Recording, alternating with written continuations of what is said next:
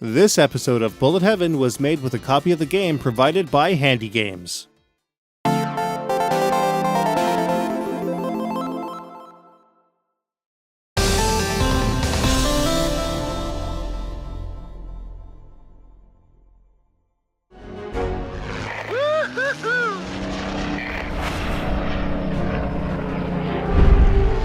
Don't overdo it, Steve. Just let it crash. Ooh, Johnny, there's such kindness in your words. Steve, John, Melissa, stop it. And stay in formation. Oh, man! What a killer! For the last couple of episodes, we've been taking a look at the first of many shooters to see release on Nintendo Switch in the last few weeks. It's pretty much to the point that we can call this time of year Shmuppy Switchmas. Xenoraid was a choice, very high-quality game that everyone should be playing, and Dimension Drive was an innovative, though flawed experience. But what about the others? Do they measure up? Well... Aces of the Luftwaffe Squadron is a vertical Yoko-style shoot-'em-up for up to 4 players. It saw release to the Nintendo Switch in North America and Europe on November 17, 2017 from developer and publisher HandyGames. Even at a glance, it's pretty evident that this game was heavily adapted from a simple free-to-play mobile game, which happens to be its direct predecessor, known simply as Aces of the Luftwaffe. So what makes this game tick? Is it worth your time? Let's take a look.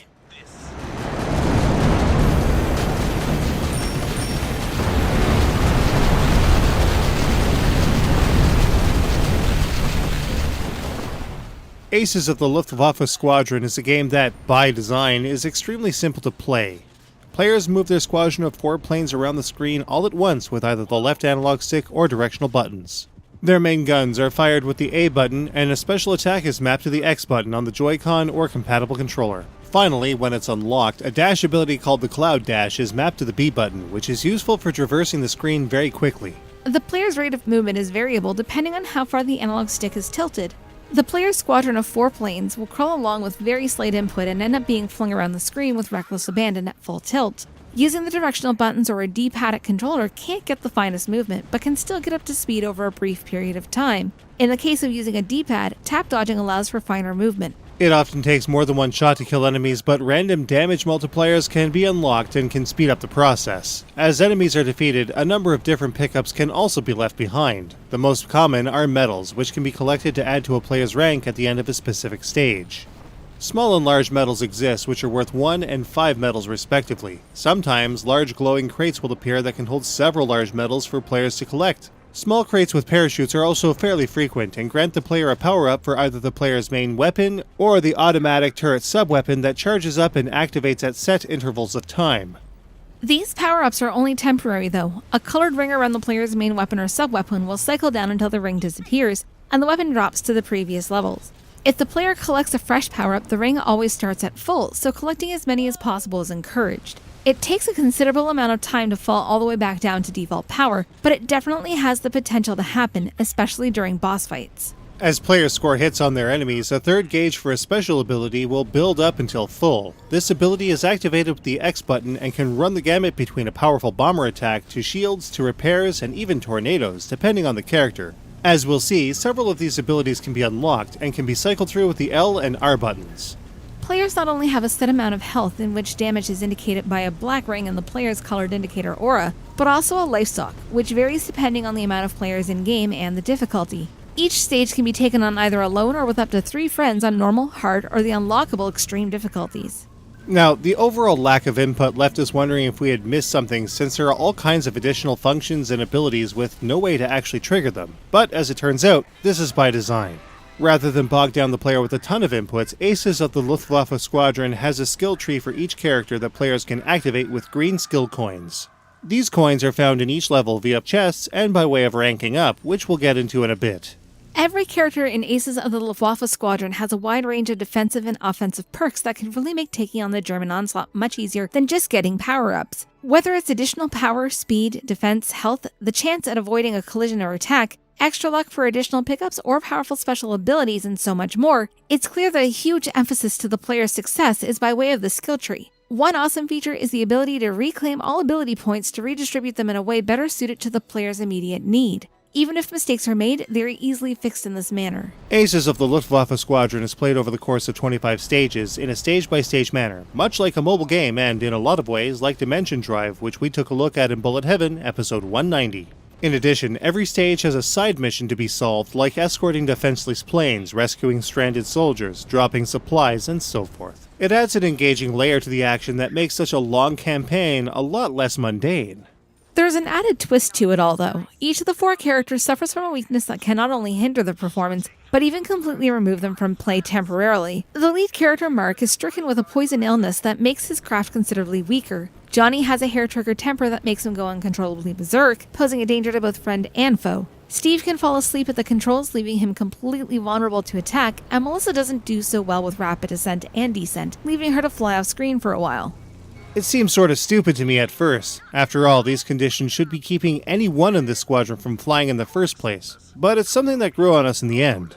It's also pivotal to the story in general, which is actually not half bad. It progresses with the game nicely and, again, complements the lengthy campaign despite its inherent issues, which we'll look at in the presentation of it all. As you might expect, your wingmen will die quite a bit.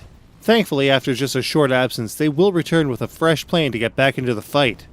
Of course, there are definitely issues to the game on the whole as well. There is a considerable amount of slowdown when the screen gets crowded, and the frame rate in general is locked in at only 30 frames per second, something that absolutely shouldn't be an issue on the Nintendo Switch, even when utilizing a fairly beefy 3D engine, such as in Cine Mora EX. It can also be hard to gauge or properly traverse the gaps in enemy fire as well.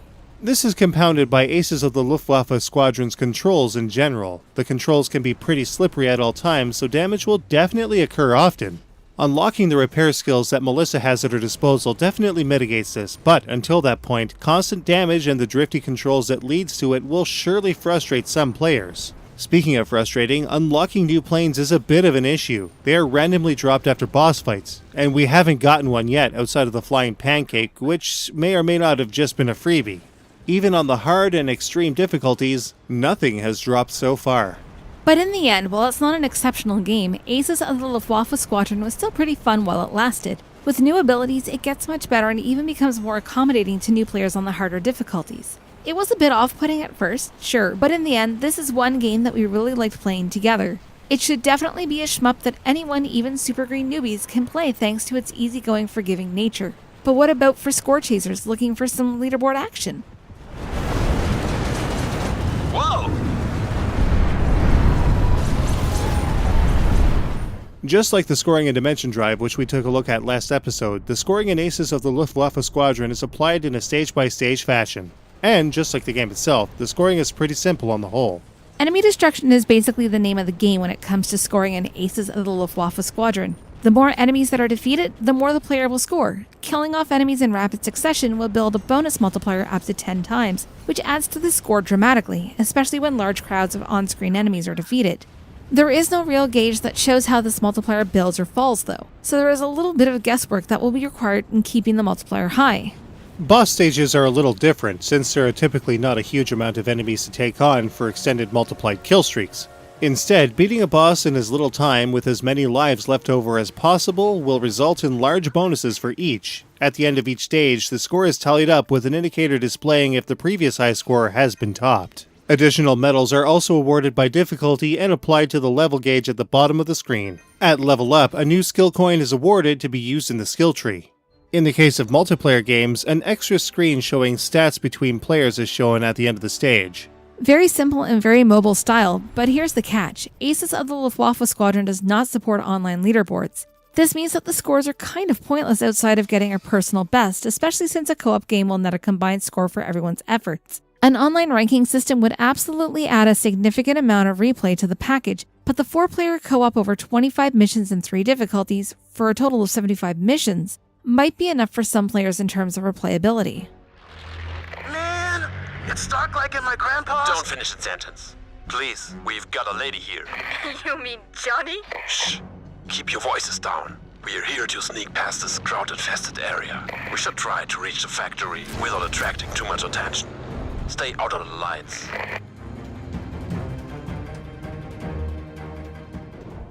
Aces of the Luftwaffe Squadron leaves a lot to be desired in terms of its presentation. There's no denying it. It looks and sounds, at first glance, like a cheap, fast mobile game that shouldn't be anywhere but on mobile game markets. Granted, compared to its predecessor, it's leaps and bounds beyond the simple pixel art representations of the first game, yet still maintains the same design cues that accompanied the original. Besides the 30 frames per second refresh rate, Aces of the Luftwaffe Squadron has a good amount of pop to the graphics, at first. The plane's turn animations are fine, but when they dive or climb, they look suspiciously flat and it's a bit off-putting. Large explosions have huge hard blackout lines, and most other effects are on the simple side with either a few frames of animation or simple rotation or tweening. Special attacks, thankfully, have a bit more sizzle to them. We found the boss ship designs to be the highlight to the game's mechanical design with some really cool looking machines. The character design is everything you'd expect from a Western-developed mobile game as well. It's decent enough, but maybe not especially to our taste. When it comes to the sound in Aces of the Luftwaffe Squadron, the effects in particular are more or less spot on. The shots and explosions are all what you'd expect of your typical World War II themed shoot-'em-up. All of the bangs and booms and impacts and so forth are all here and they work well. Even the more exotic weapons like lasers and ice shards have appropriate sounds. There's even a turret pulse weapon that sounds like it's dropping the bass. Noise. Musically, Aces of the Luftwaffe Squadron features the kind of orchestral soundtrack you'd expect from a game of its kind too, with a consistent theme that works throughout the different mission types, encounters, and on-screen imagery. But perhaps the best part of the audio is the voice work, but not in the way you'd expect. These actors and actresses are really trying their hardest to sound American, but they don't quite get there, leading to some awkward delivery that, in the end, is actually kind of endearing. It's also pretty ironic to hear someone who is very obviously German exclaim that he really hates Krauts. Crowds! Damn crowds! I really hate those crowds! Damn! Watch out for Johnny! He's bugging out again! The story, once again, keeps the game flowing nicely, but the writing is equally as questionable as the voice acting. Questionable yet endearing. This was a pretty standout effort for a studio that doesn't speak English as a first language, and while it's still pretty funny, we ended up liking it regardless. We got the point in the end and not much was lost in translation. Meanwhile, the bosses are imaginative and sometimes downright creepy with VO to match. It's all still pretty goofy, save for the alchemist, but it definitely grew on us in the end. The sprinkling of authentic German certainly didn't hurt either. A series of storyboarded cinematics between stage sets fleshes out the story and brings the whole presentation together nicely. Finally, where the UI in-game is clunky and cluttered, the menu UI is excellent and very easy to navigate. A compendium of in-game stats and a series of in-game achievements rounds out the presentation of Aces of the Luftwaffe Squadron, adding a touch more replay to the mix. So, how does Aces of the Luftwaffe Squadron stack up? Let's take a look.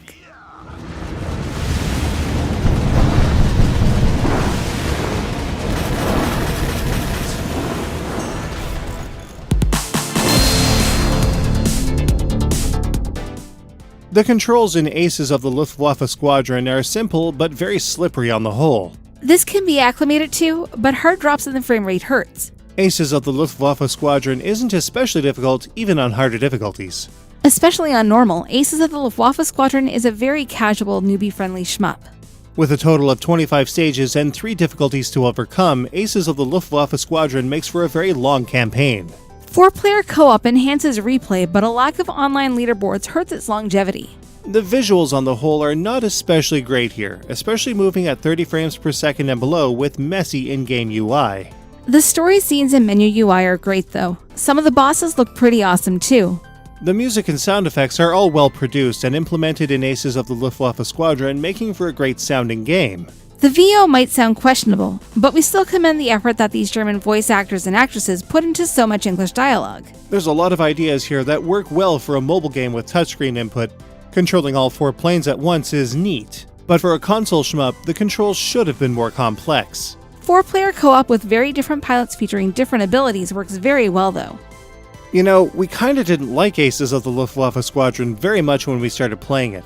The odd dialogue, mobile feel, stunted frame rate, and iffy visuals made for a game that we almost completely wrote off.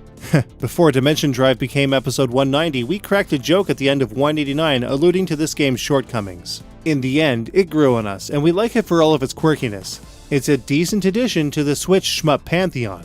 Aces of the Luftwaffe Squadron gets a 3.5 out of 5. You can get a copy of Aces of the Luftwaffe Squadron on the Nintendo Switch eShop for about $15 US. That wasn't nearly as bad as I thought it was going to be going into it. I really enjoyed this one. Yeah, it was awkward at first, but it grows on you real fast.